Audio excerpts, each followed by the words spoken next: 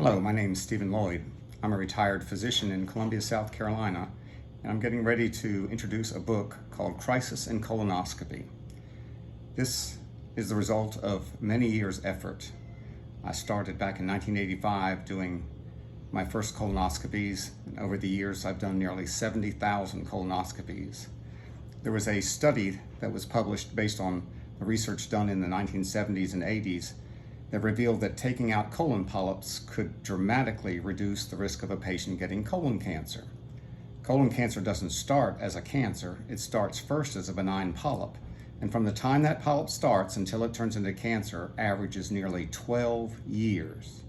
If we do a colonoscopy during those 12 years, find the polyps and remove them completely, the patient then has zero risk of getting colon cancer.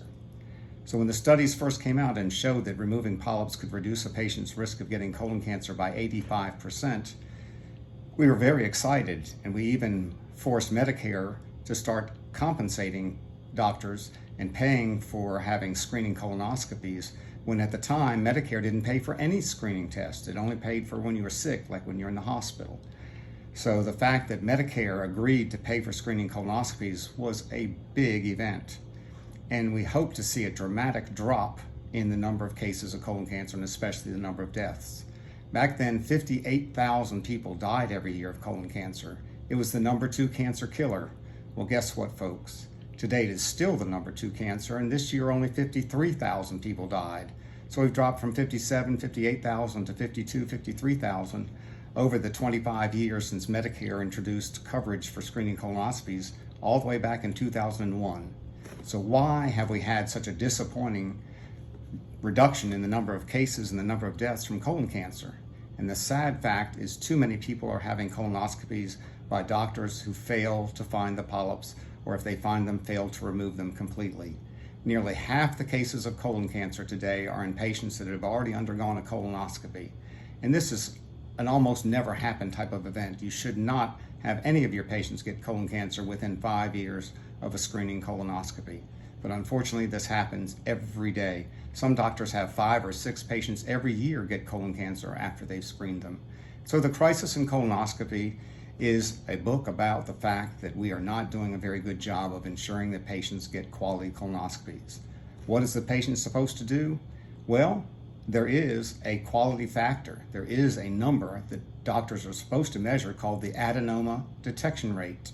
The adenoma detection rate is simply the percentage of patients in which the doctor finds at least one precancerous polyp.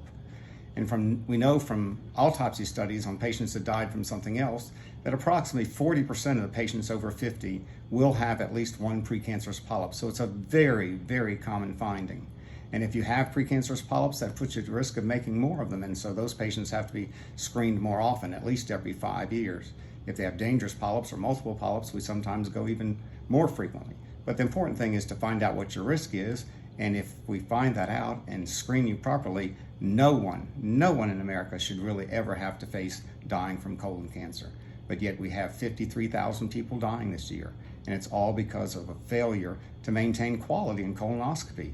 Too many doctors are doing the test too quickly, or they're just not very good at controlling the tip of the scope to be able to find the polyps, or when they find the polyps, being able to do the intricate maneuvers necessary to completely destroy the polyp. Approximately half the doctors that are doing colonoscopies are falling below the minimum standard that they themselves established, which is an ADR rate of above 25%. And we have many doctors whose ADR rates are below 10.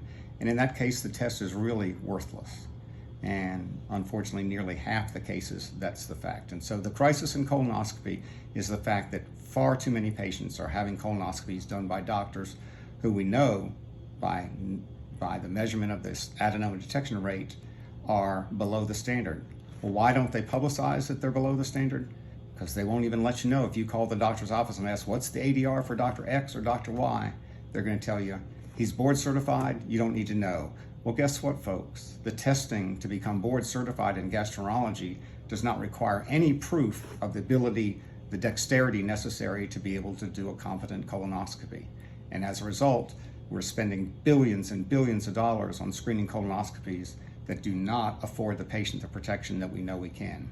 So please read the book, and before you get your next colonoscopy, be sure that your doctor's ADR hopefully is above 30, close to 35, but if it's anywhere that you can't find it or it's below 25, find another provider. And guess what?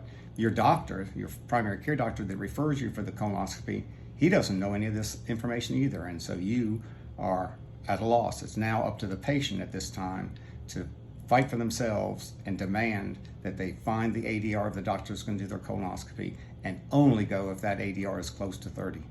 I wish you the best. We do have a disease that is preventable. Last year we had 150,000 cases of colorectal cancer. Based on the number of patients that had screening colonoscopy, that number should be below 50,000. There are 100,000 cases of colon cancer that are occurring in patients that had a colonoscopy. This has to stop. This is a travesty. This is terrible. And this is bad news. And the community, the medical community, is not very good at transparency and helping the patient be able to ensure that they get quality care. And we need to do something about that. Read the book. Thank you so much.